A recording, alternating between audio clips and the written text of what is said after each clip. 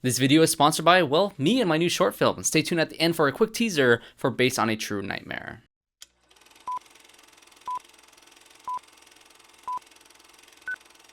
Hello everyone and welcome back to another video on the channel. Today we are reviewing Bugonia, directed by Yorgos Lanthimos, starring Emma Stone, Jesse Plemons, Aidan Delbis, Stavros, Halkias, and Alicia Silverstone. This movie follows two conspiracy theorists who kidnap the CEO of a major company because they believe that she is an alien plotting to destroy the planet. I will of course be getting into spoilers for Bugonia, so if you haven't had a chance to watch it just yet, definitely go check it out, but fair warning, this is a Yorgos Lanthimos movie, so be prepared for something truly weird. And for those of you who have already watched this film, let's get into it. Greetings.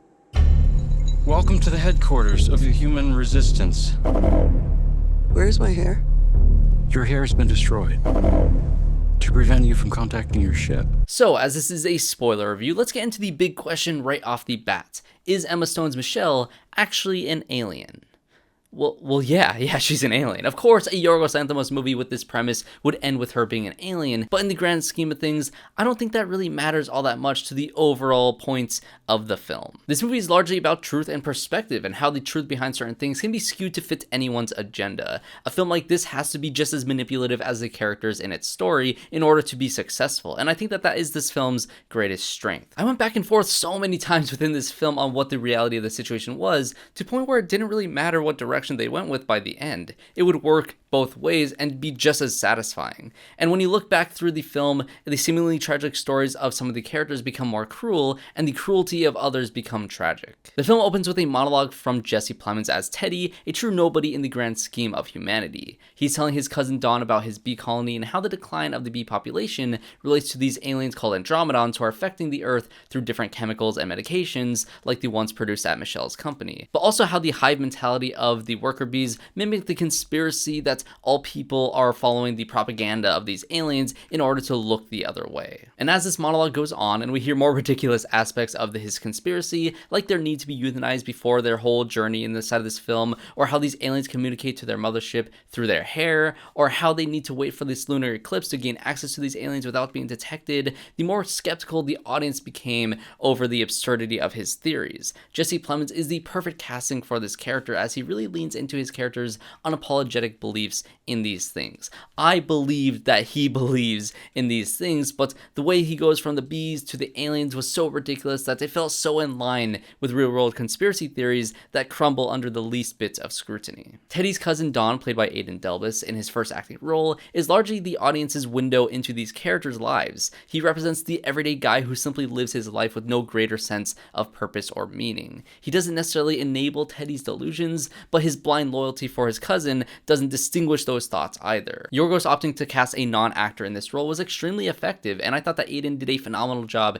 in this film, as he was the one character that I was rooting for to make some active decision, as his passiveness throughout the story reached a breaking point. Only I wish his decision wasn't the one that we got in this film. Talk about a truly tragic character from start to finish. Our other two leads, however, weren't as singularly tragic or cruel. Emma Stone's Michelle starts off the film as a potentially cruel character within a tragic circumstance. She is as dismissive and out of touch as any rich CEO, as she pompously walks through her office telling all her employees that they can leave at 5:30 as scheduled, but also never failing to passively stress the importance of staying late to finish their work. Her reading off the corporate messaging of diversity felt as disingenuous as those messages tend to be, especially when coming from corporate PR videos, and her lavish lifestyle of yoga, self-defense lessons, and expensive light therapy masks starkly oppose the lifestyles of Teddy and Dawn. Even if she weren't an alien, she clearly comes from an entirely different world in terms of class and social status. But as she sings along with Chappell Roan's Good Luck Babe, which the lyrics to that song feel incredibly relevant to her upcoming situation,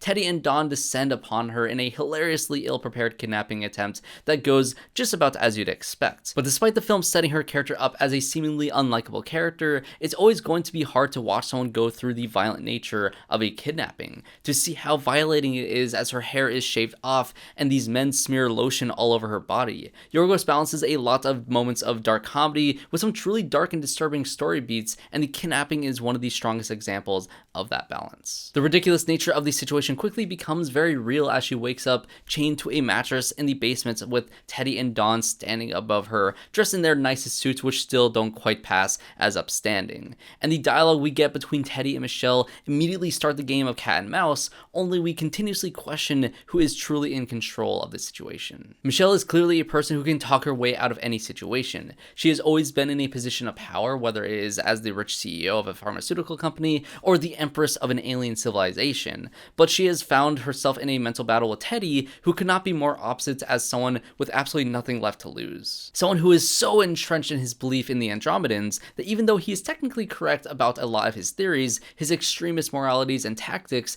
keep him firmly in a delusional state. And with this, we have our first switch in perspective. We start with seeing Teddy as a tragically sad man who is fueled by conspiracies to a cruel man who justifies his torturing of a woman with his delusions of grandeur. Michelle mirrors this by starting as an emotionally bankrupt CEO with subtle cruelty in the way that she runs her office, to a tragic victim of a kidnapping with no real means of escape. But these power dynamics never really stay the same. Michelle will throw out anything at her disposal in order to sow doubt in Teddy's belief, or to try to reach Dawn's humanity that is being forcefully suppressed, or to try to feed into the delusions by admitting that she is an alien in a way that is wholly unconvincing. I know what you are. You should just say it. What do you really want me to say? But the truth still stood that Michelle was chained to the floor, and therefore her powerlessness over Teddy persevered. That is until the electric chair scene, which was one of the more intense scenes inside of the film.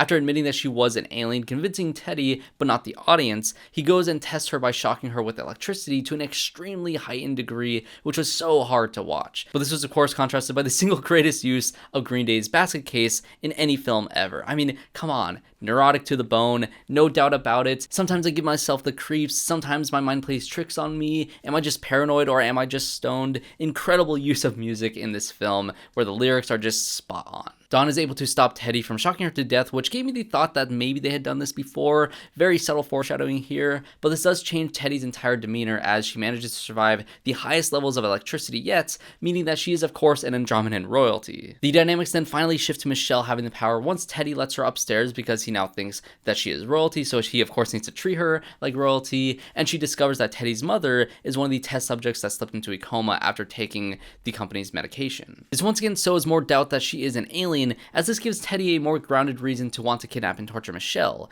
This is no longer only about saving humanity from an alien, it is now also about saving his own mother. But Michelle discovering this gives her the ability to push him over the edge, pressing him on why he's really doing this, making disingenuous excuses over how things went down, and giving Dawn even more reason to lose trust in his cousin. I love the fight that they have here, and the returning presence of this cop who may or may not have molested Teddy as a kid, which also gives more explanation to Teddy's trauma and mental illness, adds more tension as the authorities seem to be getting closer to arresting Teddy for the kidnapping. And from here, things just get crazy. Teddy kills the cop over by the bee farm, Dawn takes his own life as his guilt over the kidnapping has finally caught up to him, and Michelle is able to convince Teddy that a bottle of antifreeze is the cure for his mother, leading to her tragic death as well. And let me just say, Dawn's final scene is truly heartbreaking. I think that this character is a pure example of the most simple-minded of humanity still being corruptible, doing terrible things in the vein of loyalty or loneliness. And I think that in this moment, more so than anything else inside of this film that Michelle had witnessed, this explains why she decides to finally abandon humanity by the end. Also, the back and forth I had on whether or not she was an alien in these last 30 minutes is insane. I was fully convinced that she was human when she was talking Teddy into using the antifreeze, but when she discovers the hidden room of bodies and then asked Teddy how many of them were Andromedans, I was fully taking a 180 and was believing that she was an alien. But then back over at her company, which hilariously mirrors her walking through the halls in the opening scenes, it definitely seemed as if she was stalling for time with the ridiculous method to teleport back to the mothership with the calculator, so then I was once again convinced that she was human with the inhuman ability to talk her way out of any situation. And when it comes to Teddy's death, I think there's a few explanations that I really like. The in-film suggestion from the nurse in the ambulance is that his homemade bomb reacted poorly to his body heat, which triggered the explosion, but I also like the idea that either the teleporter triggered it when it was activated, or that Teddy triggered it himself when Michelle's countdown ended, as though he was trying to blow up the mothership. Either way, his death came as unexpectedly as everything else in this third act. And as Michelle stumbles out of the ambulance and manages to waddle her way back to the teleporter, somehow not getting stopped by anybody, we get the final reveal that she is in fact an alien. The history we learn is quite convoluted, but in simple terms, the Andromedans unintentionally killed off the dinosaurs, and out of guilt, they restored life on Earth in their own image. But these proto-humans nearly wiped themselves out in a war, leading to few survivors escaping death on an ark. This then explains where religions come from and how evolution from that point forward still happened as we believe. But this one flaw in humanity with being cruel and opting towards violence still persisted. Michelle, as the latest empress of the Andromedans, wanted to continue to try and solve the flaws with humanity, but through seeing the extent that Teddy went to kidnap her and the tragic effects it had on the innocent like Dawn, she decided to end the human experiments, and in turn, that decision kills all human life on Earth. And as bleak as this ending may be, it still does show that other life on Earth, like the animals and bees, can continue to thrive without the threat of humanity bringing the world to an end through either war or climate change. And this is also where the title finally comes into play. In ancient Greek, Bugonia is the belief that bees were spontaneously created from a cow's decaying carcass. The idea that something new or hopeful can rise from a previously decaying situation. This idea can be translated into the creation of humans from the Andromedans, or on a bleaker note, that life on Earth will thrive with new hope after the decay of human civilization. When it comes to this ending, I think that I actually like it the more I think about it. Teddy goes out through a potential act of cruelty, thinking that he would blow up the Andromedan ship, therefore saving humanity. But his death also sparks a sense of tragedy, as in his own words, he was just trying to help humanity, which led to his tragic death. And Michelle goes out on a very similar note. You can see her wiping out humanity as an act of cruelty, but the tragedy in it all is that this very cruelty that she has was learned from her time with humanity. Yorgos Lanthimos ends the film with one last incredible song choice as Marlene Dietrich's Where Have All the Flowers Gone plays over the images of the fallen humans. The lyrics, When Will They Ever Learn, ringing over the somber imagery. I am an alien from outer space. I am not a human being. Thanks.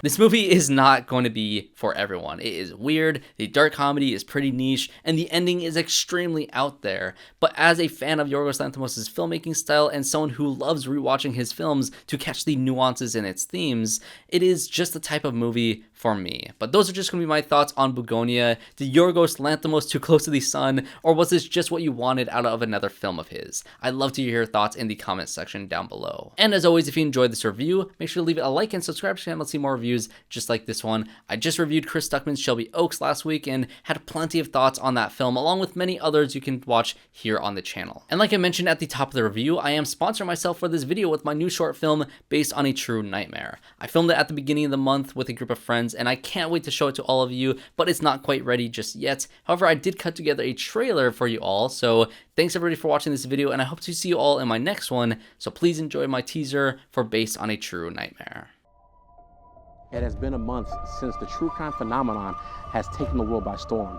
The Todd Creek killer has claimed many victims on his treks through the western United States, but it was the discovery of a lone survivor that has captivated millions. Many are now turning to this lone survivor for the answers to the questions on everyone's minds.